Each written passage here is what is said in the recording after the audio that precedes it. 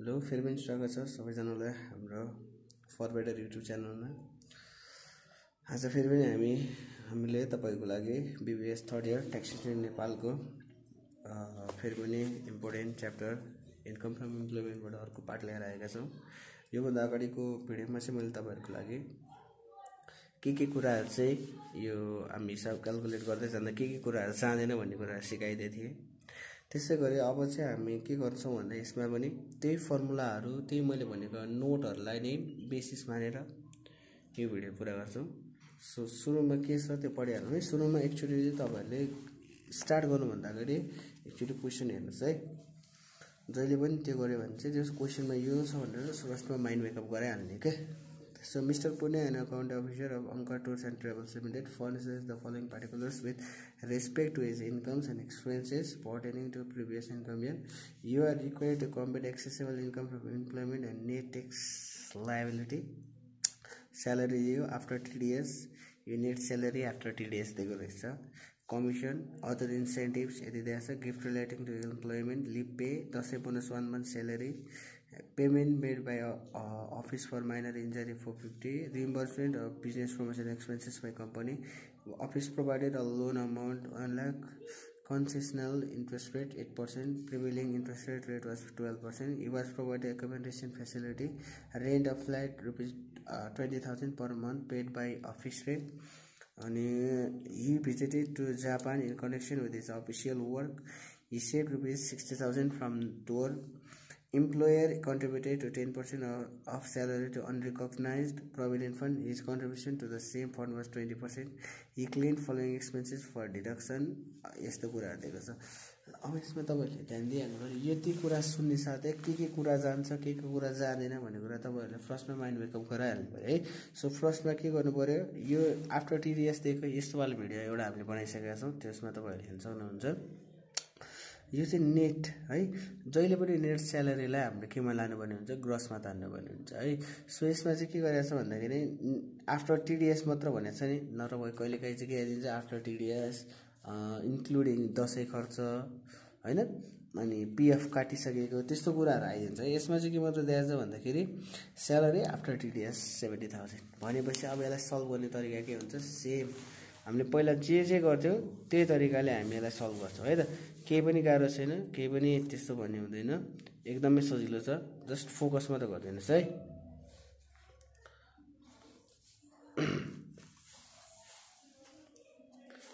यसलाई कन्टिन्यू गरिहालौँ है त। सो सुरुमा स्टार्टिङको लागि जहिले पनि मैले के भने यो नेट स्यालेरीलाई के तान्नु पऱ्यो, ग्रसमा लानु पऱ्यो। ग्रस स्यालेरी भन्यो भने के गरिदिने हो, नेट स्यालेरी। अब यसमा के कटेको भनेको छ, यहाँ चाहिँ अहिले के मात्रै काट्यो भने चाहिँ TDS मात्रै काटेको छ भनेको छ नि। सो TDS नेट स्यालेरी कति आयो, 11,30,000 प्लस TDS 70,000 कति हुन्छ, 12 लाख हो। 12 लाख भनेपछि यो भनेको कति महिनाको हुन्छ, 12 महिनाको हुन्छ। 1 मन्थको कति हुन्छ, 1 मन्थ भन्यो भने ठ्याक्कै 12 लाख डिभाइडेड बाई 12 भनेको कति आउँछ, 1 लाख आउँछ होला होइन। 12 ले 12 लाख ठ्याक्कै डिभाइड गर्छ, 1 लाख चाहिँ उसको स्यालेरी रहेछ है। सो इन्क्लुडिङ द स्यालेरी उसको अरू के जान्छ भन्ने कुरा है। So accessible income from employment यो प्याटर्नै भएर मैले चाहिँ अगाडि जस्ट तपाईँहरूको लागि तानेर रेडी बनाएर राखिसकेको छु। For the previous year of mister particulars amount के जान्छ है त। सो स्यालेरी हामीले निकालेको थियौँ, यसलाई 1 लाखै गरेर राखौँ है त, किनभने पछि फेरि केमा आइदिन्छ। 12 भनेपछि उसको के आयो, 12 लाख चाहिँ स्यालेरी आयो। स्यालेरीसँग के आएछ, कमिसन रे। कमिसनहरू ठ्याक्कै पर मन्थ दिएको भए चाहिँ हामीले मल्टिप्लाई 12ले गर्नुपर्ने हुन्छ। तर यहाँ सिधै इन्क्लुडिङ 75,000 भनेर आएको छ नि, त्यसलाई 75,000 एकैचोटि गर्ने। पर मन्थहरू के भनेको छ भने रिजल्ट गर्ने है। अदर इन्सेन्टिभ्स उसले के अरू भत्ताहरू पाएछ त है, 15,000 पाएको रहेछ। अब गिफ्ट्स रिलेटिङ टु इम्प्लोइमेन्ट कति हजारको छ, 25,000। अब लिपे ऊ घर आफ्नो बिदाको दिन पनि काम अफिसमा गएर काम गरिदिएको दिनको पनि खर्च आउँछ क्या, त्यसको कति आयो 10,000 आयो। यस्तै गर्दै जाउँ। अरू के छ दसैँ बोनस रे, दसैँ बोनस 1 मन्थ स्यालेरी भनेछ है। दसैँ बोनस के भनेछ 1 मन्थ स्यालेरी भनेछ। सो दसैँ बोनस भन्यो 1 मन्थ स्यालेरी है। 1 मन्थ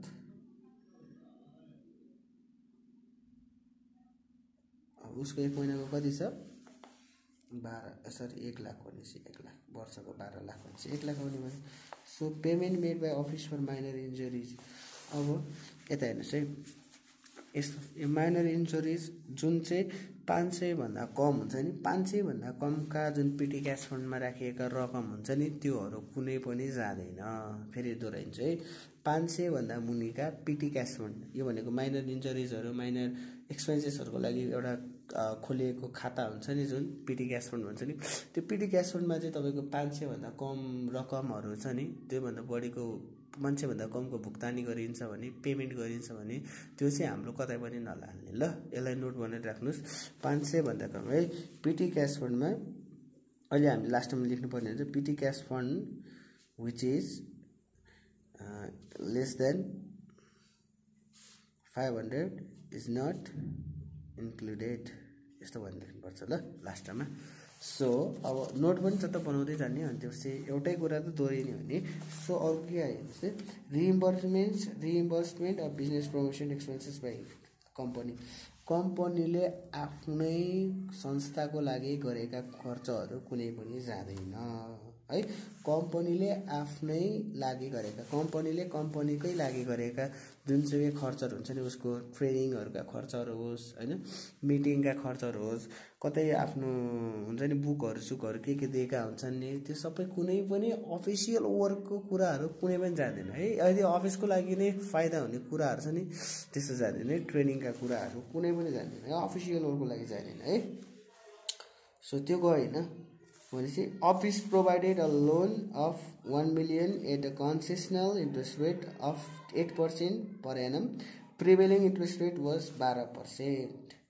यसलाई के भन्छ भन्दाखेरि यो मिस्टर पुण्य भन्ने मान्छे छ नि, यो जुन पुण्य भन्ने मान्छेले चाहिँ 10 लाख रुपियाँ ऋण लिएको रहेछ होइन। अब यो 10 लाख रुपियाँ ऋण लिने बेलामा चाहिँ उसले के गरेर रहेछ भन्दा यो 10 लाख रुपियाँ ऋण लिने बेलामा चाहिँ अफिसले चाहिँ उसलाई 8% को दरले दिएछ होइन, दिएछ। तर त्यो कुरा त्यो ऋण चाहिँ उसले बाहिरबाट ल्याए भयो, उसले कति पर्सेन्टमा लिनु पर्ने रहेछ 12%मा लिनुपर्ने रहेछ भने चाहिँ उसलाई कति पर्सेन्टको बेनिफिट भयो, इन्ट्रेस्ट बेनिफिट 4%। 12 - 4 8 भनेको 4%। सो यसलाई के लेख्ने इन्ट्रेस्ट बेनिफिट हेर्नुहोस् है कति पर्सेन्टको कहिले लिएको पनि छ त छैन भनेपछि यो इन्कम इयरको फर्स्टमा लिएको भने याद गर्ने, नत्र भए कहिले लिएको त्यो कुरा पनि हामीले क्यालकुलेट गर्नुपर्ने हुन्छ है। किनभने हामीले त वर्षको क्यालकुलेट हिसाब गर्दैछौँ। सो 12 माइनस कति पर्सेन्टले पाएको उसले 8 डिभाइडेड बाई 100, किनभने पर्सेन्टेज हटायो नि त, इन्टु 10 लाख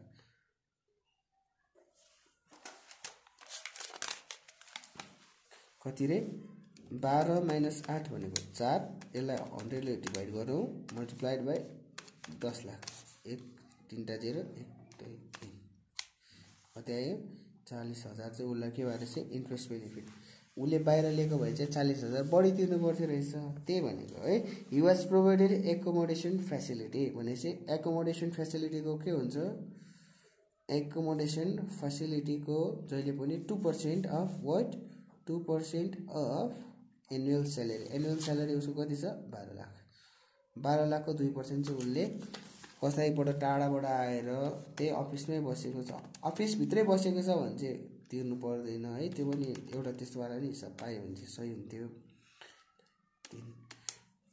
24,000 को चाहिँ उसले के पायो एकोमोडेसन भत्ताहरू पायो है आफ्नै ठाउँमा बसेर होइन। यी visited Japan correction with is official work safe from. अब हेर्नुहोस् त अफिसियल वर्कको लागि बाहिर गयो भने चाहिँ यस्तो कुरा पनि के हुँदैन भने त्यो अघि हामीले जाँदैन भने थियो है। सो यो पनि के भएन हाम्रो गएन। He employer contributed 10% of salary to unrecognise provident fund. यहाँ हेर्नुहोस् त यो अनरिकग्नाइज प्रोभिडेन्ट फन्ड छ नि यसमा इम्प्लोयरले हालेको रकम चाहिँ जान्छ तर स्टेप 2 मा चाहिँ जाँदैन है। फेरि हेर्नुहोस् है अनरिकग्नाइज पिएफ छ नि अनरिकग्नाइज पिएफमा चाहिँ पछि हामी डिडक्सन गर्दैनौँ। रिकग्नाइज छ भने डिडक्सन भयो उसको टोटल एक्सेसेबल इन्कमबाट जुन ट्याक्सेबल इन्कम हामी क्यालकुलेट गर्छौँ नि त्यसमा गयो। तर अनरिकग्नाइज प्रोभिडेन्ट फन्ड भनेको छ भने जाँदैन त्यो याद गर्नु पर्यो। तर यहाँ स्टेप 1 मा चाहिँ हामीले इम्प्लोयरले आफ्नो तर्फबाट होइन इम्प्लोयर कन्ट्रिब्युटेड भने चाहिँ इम्प्लोयर भनेको त काम गर्न राखेको मान्छे त्यही भएर 10% गयो। अब हिज कन्ट्रिब्युसन भनेको 20% है। यदि अनरिकग्नाइज नभइदिएको भए चाहिँ उसको 30% घट्थ्यो है। अब उसलाई चाहिँ के भनेको पिएफ होइन अनरिकग्नाइज्ड रिकग्नाइज्ड प्रोभिडेन्ट फन्ड मा उसको कति पर्सेन्ट आएको छ 10%। अब के को हुन्छ जहिले पनि यो एनुअल स्यालेरीको। अब यसको 10/10 भनेको यसरी गरेरै देखाइदिउँ न 10 डिवाइडेड बाई 10 इन्टु 12 लाख क्यालकुलेटरलाई भूत चढ्यो क्या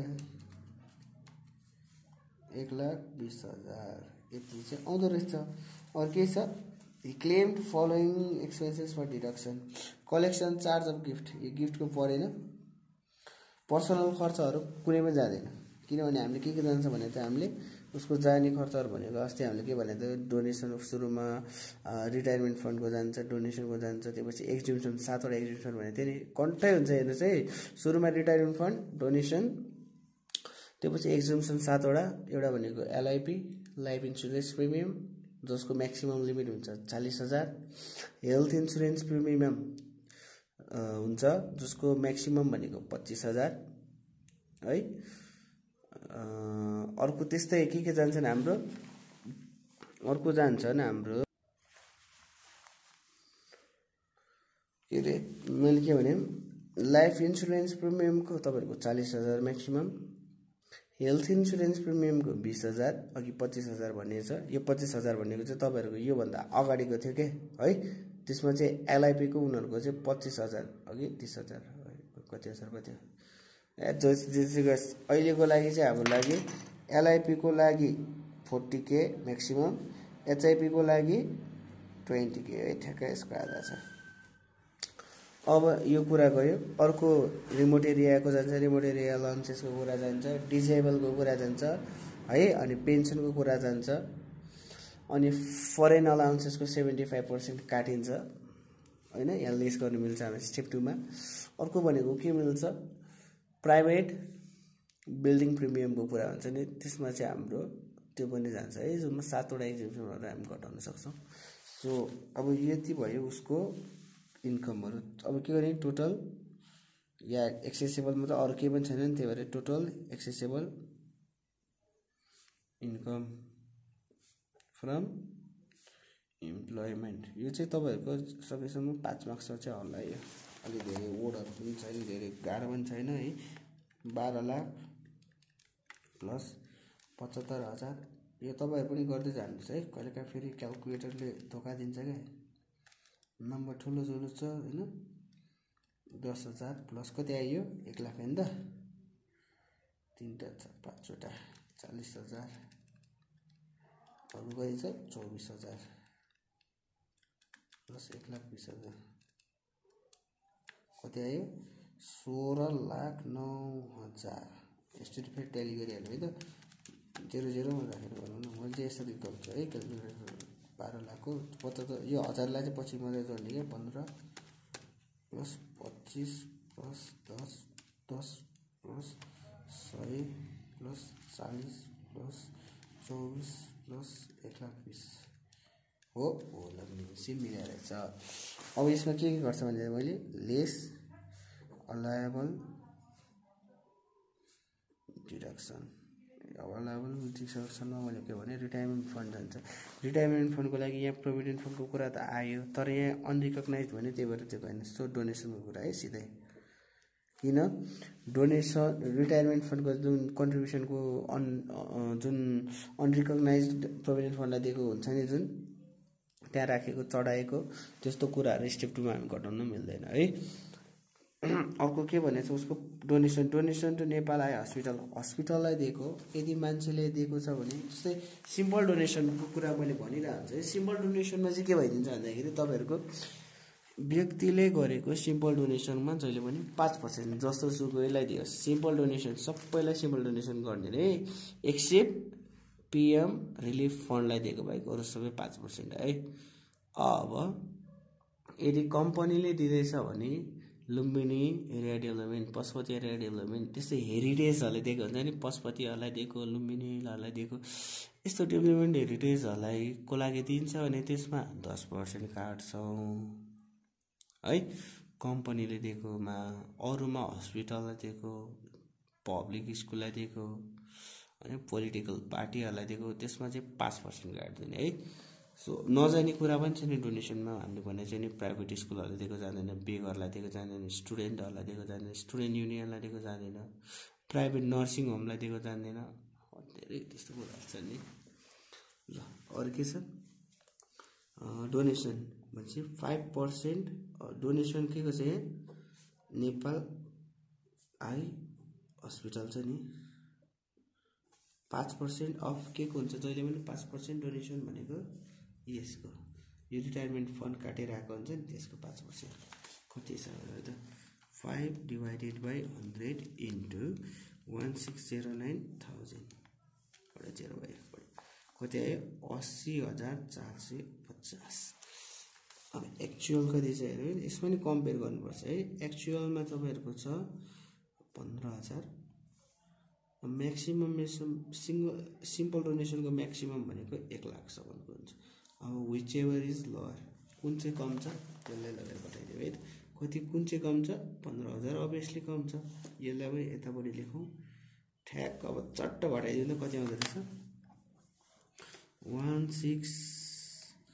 1609,000 माइनस 15,000 कति आयो 1594,000। अरू के मेडिकल एक्सपेन्सेस रे यस्तो कुरा जाँदैन, टुरिस्ट गाइड साइडको कुरा जाँदैन। सो 1594 अरू के गएको छ त अरू हामीले चढाउनु बाँकी छैन नि है। सो भनेपछि यतिमा नै हाम्रो के भयो सिक भयो। अब यतिलाई नै अब के छैन भनेपछि एलएपीको कुरा केही दिएको छैन भने यो नै के हुन्छ हाम्रो ट्याक्सेबल इन्कम। अब ट्याक्सेबल इन्कम आइसकेपछि हाम्रो नेक्स्ट स्टेप भनेको के हुन्छ ट्याक्स लायबिलिटी। अब यसमा ट्याक्स लायबिलिटीमा सिंगल छ कि कपल छ यसमा के भनेको छैन सिंगल मेन्सन गरेर गर्दिने है। कपल पनि मेन्सन गर्न सक्नुहुन्छ तपाईले यहाँ लेख्नु पर्यो है।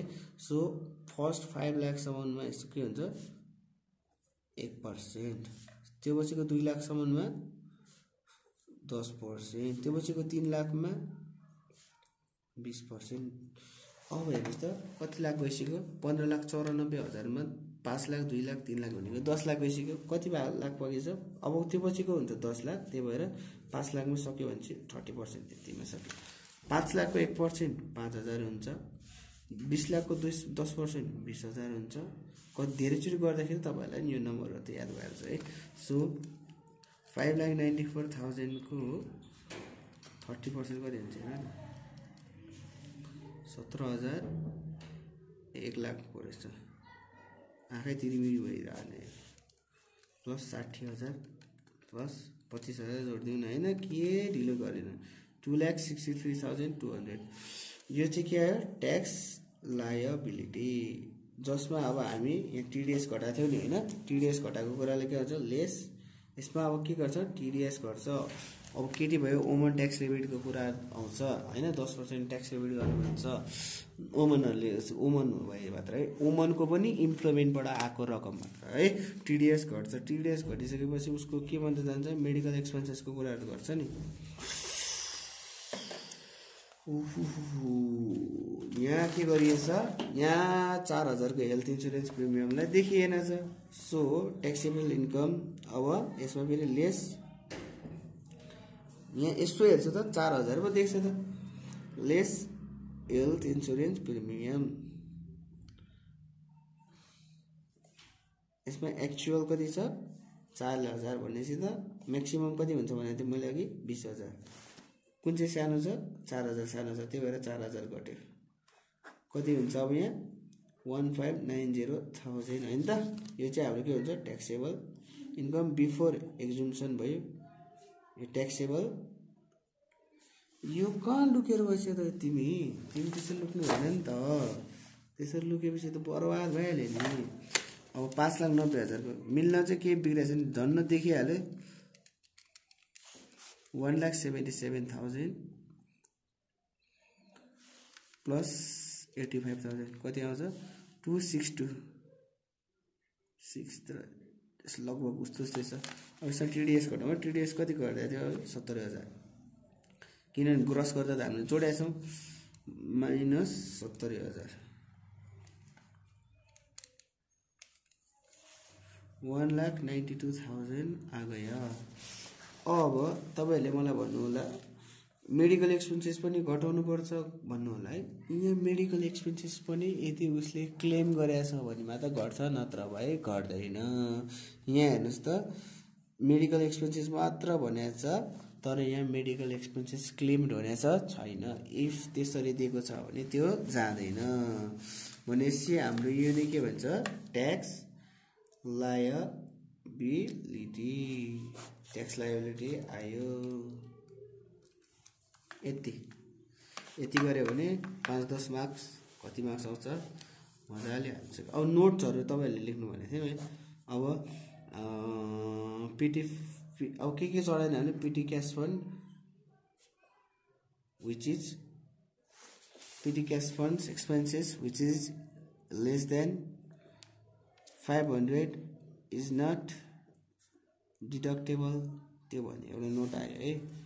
अब अर्को के चढेन हाम्रो यो business expenses all the business expenses and related to business promotion are not deducted or included। यो पुरै सेम राम्रै हुनुपर्छ भन्छ नि किन नचढाएको भन्ने मात्र हो के। अब एकोमोडेसन फ्ल्याट को कुरा आएन भिजिटेड अफिसियल को कुरा यो चढाइदिसक्यो। अब retirement fund to unrecognised is not deductible यो भनिदिने सकियो। अब डोनेसन को कुरा आयो। अब पर्चेज अफ यो कुरा पनि जान्दैन गिफ्ट को कुरा पनि गएन। अब personal expenses are not deductible त्यो भनिदिने। अर्को कुरा के गएन हाम्रो medical expenses is not claim. Medical expenses is के गयो कहाँ गयो इज नट क्लेम भनेर सकाइदिने। यति गरेपछि हाम्रो मार्क्स आउँछ है। भिडियो लामो भयो। अब तपाईहरुलाई अझै यस सम्बन्धी कुनै क्वेशन छ भने हामीलाई सिधै कमेन्ट गर्नु होला। र तपाईहरुको पार्शियल पनि हुनुहुन्छ भने नि पार्शियलको लागि पनि डराउनु पर्दैन। तपाईहरुको प्रोसेस सेम टु सेम हुन्छ। के मात्र फरक आइदिन्छ भन्दाखेरि तपाईहरुकोमा के मात्र फरक छ भन्दाखेरि एउटा यो म्याक्सिमम लिमिटहरुकोमा फरक छ जुन एचआईपी एलआईपी कोमा। अर्कोमा मैले अनि तपाईहरुको यो ट्याक्स स्ल्याब्सको अलिकति फरक छ हैन। यो स्ल्याब्सहरुको अलिकति फरक छ नत्र भए त अरु सेम टु सेम हो। के गर्नु पर्दैन डराउनु पर्दैन। यसपालि जसरी भयो नि फाड देंगे भने जस्तो निकाल्नु पर्छ। यसपालि पनि अड्काउनु चाहिँ हुँदैन। हस् thank you. If you trust us then subscribe for more. Comment गर्नु होला के बुझ्नु भएन केमा चित्त बुझेन हामीलाई प्रतिक्रिया दिनु होला र सुधार्दै जानेछौँ हामी। Thank you very much. Subscribe चाहिँ गरिदिनुस् है।